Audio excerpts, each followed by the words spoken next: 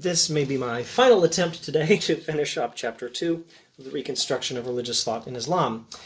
In this chapter, he is applying what he calls the intellectual test to religious belief, which is the test of taking the religious interpretation of reality and seeing if it is consistent with reality as we know it from experience, with a particular emphasis on sensory experience, or in other words, is science consistent with religion? The answer, of course, is yes. And he's said that experience has three levels, which are matter, life, and thought. And matter is the respective, matter, life, and thought are respectively the focuses, if you prefer, of physics and biology and psychology. And he's finished talking about physics. Now we're still on life and mind. And he's arguing that the world as we experience it is not materialistic. Science does not show that materialism is the case, that all is matter. In fact, the world as we know it and is studied by science doesn't make a whole lot of sense conceived of materialistically, but there's more. We also perceive the world, we experience the world teleologically. That is to say, I need just the right adjective here. Let's say filled with purpose. That's probably not the best adjective, but it might do for now. Reality as we know it is filled with purpose. Now let's skip over several pages where he deals with Bergson. That's Henri Bergson, the French philosopher of the late 1800s, early 1900s, whom I confess I've not properly studied, but who is taken seriously by a number of philosophers I take seriously, like C.S. Lewis, William James, and Allama Iqbal. Someday I need to study me some real Bergson. Let's skip over that and look at this passage. On the analogy of our conscious experience, therefore, reality is not a blind, vital impulse, wholly unilluminated by idea. Its nature is through and through teleological. If we think about reality, the way we experience reality, we find that reality is through and through teleological. That is to say, filled with purpose. Reality has purpose. Reality as we experience it is filled with purpose. That is how we experience life in reality. We, existing in reality, experience it as having purpose. We experience life with purpose. I hold the teacup with a purpose. I set the teacup down with purpose. Breathe with a purpose. I am breathing with a purpose. I am sitting here and talking with a purpose. Everything I do has a purpose, including my biological functions. My heart is beating with a purpose. Everything I'm doing has a purpose, and this is how I experience life in the world, as filled through and through with purpose, as through and through teleological. This is his partial rehabilitation of the teleological argument for the existence of God, if I understand the situation correctly. Now, he's not saying that teleological arguments for the existence of God work as logical proofs, but they do have some insight into the nature of reality. Reality is teleological. Reality does have purpose. Now, let's skip a few lines. From our conscious experience, we have seen that to live is to shape and to change ends and purposes and to be governed by them. To live is to act in reality with purpose. Mental life is teleological in the sense that while there is no far-off distant goal towards which we are moving, there is a progressive formation of fresh ends, purposes, and ideal scales of value as the process of life grows and expands. So Iqbal rejects any idea of reality or of us or of history as all acting towards one final fixed purpose that was there from the beginning, that was inevitable. That's, I don't know, maybe a little too Hegelian, maybe not quite Hegelian, but it's not what he thinks. Reality is filled with purpose. Life as we know it is filled with purpose, but it's not that we are moving towards some far-off distant goal, but there's a progressive formation of fresh ends, purposes, and ideal scales of value as the process of life grows and expands. In our experience, as life grows and expands, we are always acting with a purpose, and some of our purposes change. We get new ends, fresh ends, purposes, and ideal scales of value. I read this stuff, and my brain says, John Dewey, John Dewey. Someday, a proper compare and contrast of Iqbal and John Dewey might be in order. To my mind, skipping a few lines. No, let's not skip all of them. The world process, or the movement of the universe in time, is certainly devoid of purpose, if by purpose we mean a foreseen end, a far-off, fixed destination to which the whole creation moves. To endow the world process with purpose in this sense is to rob it of its originality and of its creative character.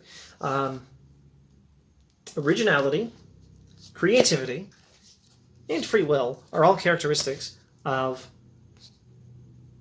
reality as we experience it. Maybe I should give an illustration. I am setting down this book. I am marking my place in the book with this here highlighter. I am grabbing this teacup. I'm noticing it's almost completely empty. But I glance behind me at the water filter and think, maybe I want to drink some water from this before I set the teacup down and turn it over as a reminder to myself that I want to wash it the next time I'm here in the morning to as the first step towards getting my next cup of tea for the next day. Everything I'm doing, including the beating of my heart and my breathing, everything I'm doing has a purpose. And we move from one area of time to another area of time with purpose in all our doings.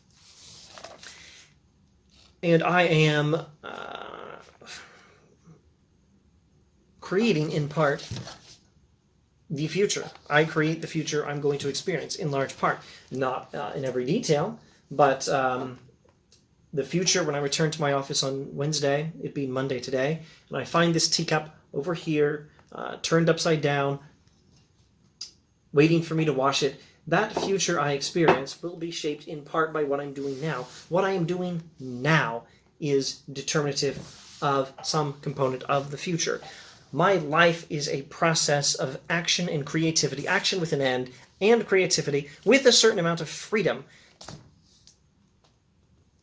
Action with an end, creativity with a certain amount of freedom that helps to construct the future I'm going to be living in. And when I get there, I'll have to come up with some new purpose, some new plan for what I'm doing with the teacup. How many cups of tea will I have that day? And so on and so on.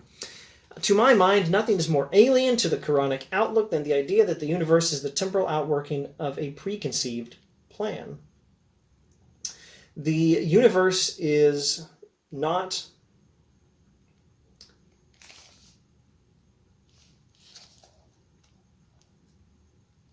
acting only according to a prefixed plan with no room for creativity. The universe moves through time with creativity just like we do. And what sort of creativity? Well, ours and God's, of course. The universe moves through time with God's creativity, managing it, etc., etc. Thus, the view that we have taken gives us fresh spiritual meaning to physical science. The knowledge of nature is the knowledge of God's behavior. The universe moves through time with God's creativity being manifest in it.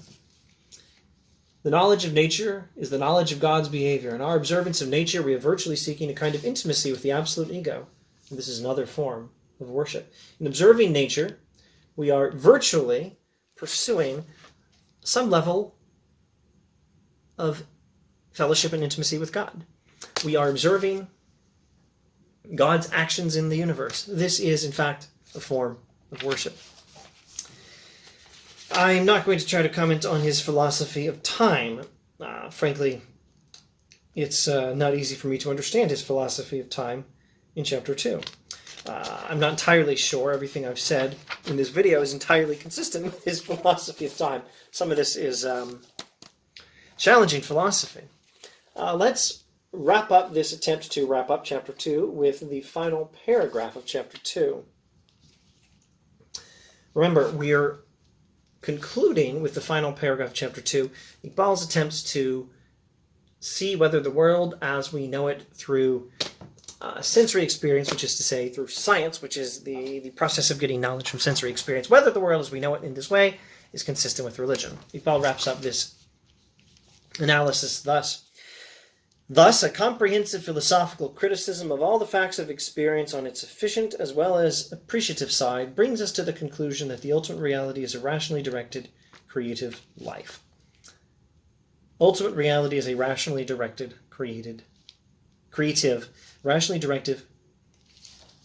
rationally directed, creative life. Ultimate reality is rational, acts towards an end, and is creative and is living. To interpret this life as an ego, that is, as a mind, is not to fashion God after the image of man. When we think of God as having a mind, we're not making God in our own image, which is the fashionable thing to say these days, as you're probably aware. It is only to accept the simple fact of experience. To say that God has a mind is not to make God in the image of human beings, but it is to simply learn from freaking experience. The simple fact of experience that life is not a formless fluid, but an organizing principle of unity, a synthetic activity which holds together and focalizes the dispersing dispositions of the living organism for a constructive purpose.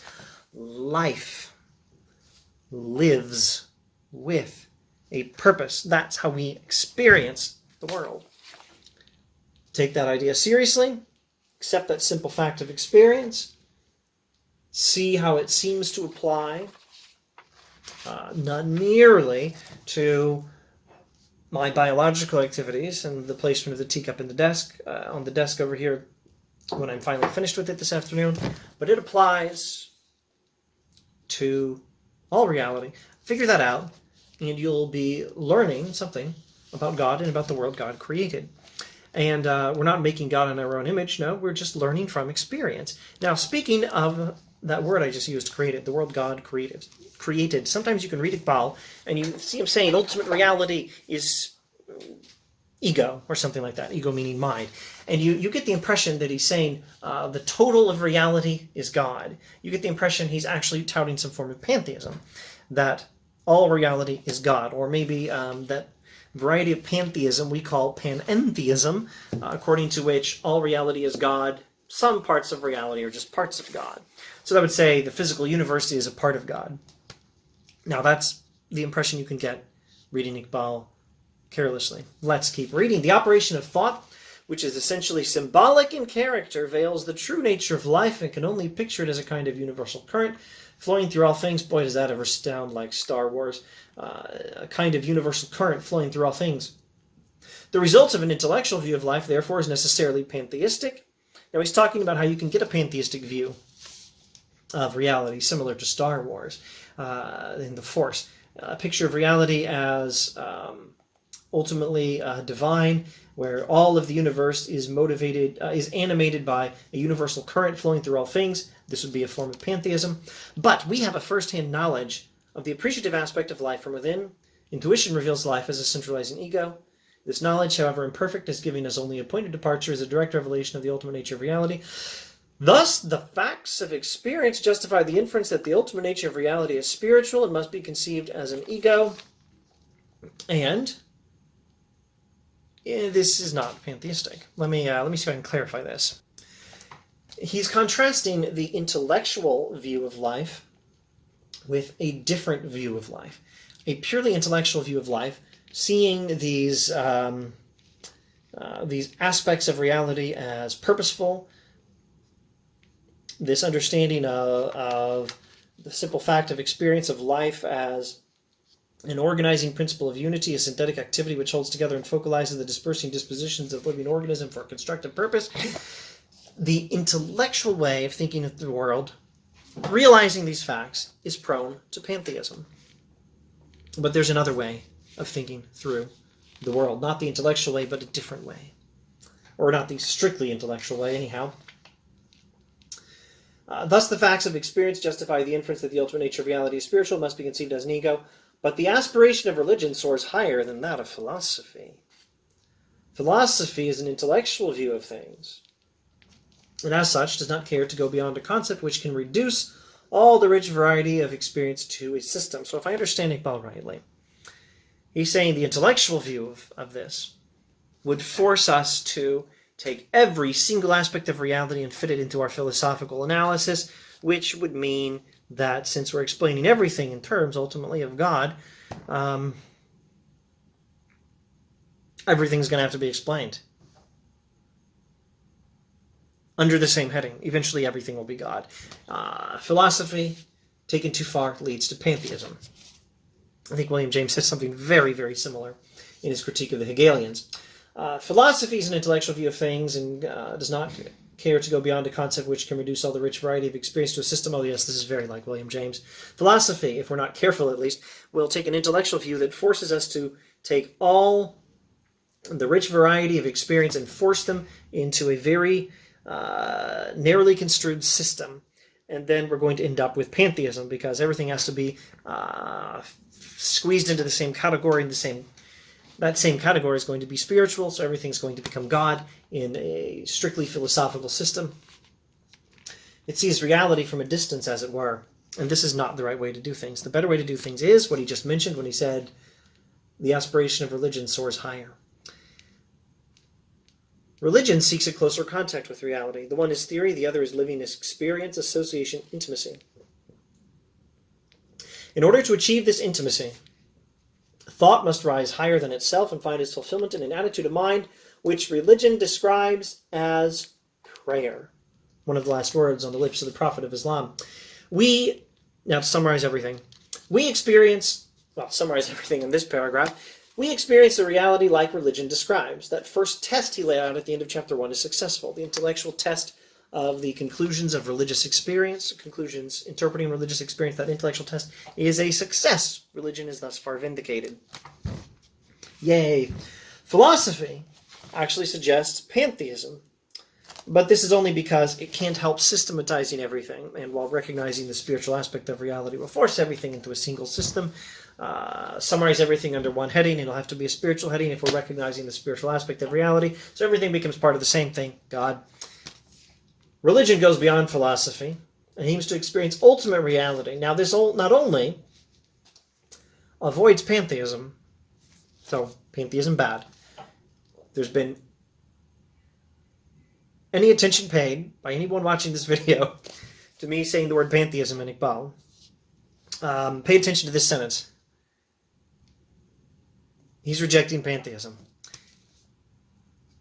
As far as I can tell, he is saying that pantheism is what happens when you take philosophy too far, or when you go as far as philosophy goes and then stop, and you're supposed to go beyond philosophy into something else. Religion must go beyond philosophy and experience ultimate reality.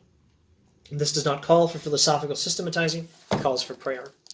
Philosophy must yield to prayer, and let that be the end of our attempts to understand Chapter 2 of the Reconstruction of Religious Experience in Islam.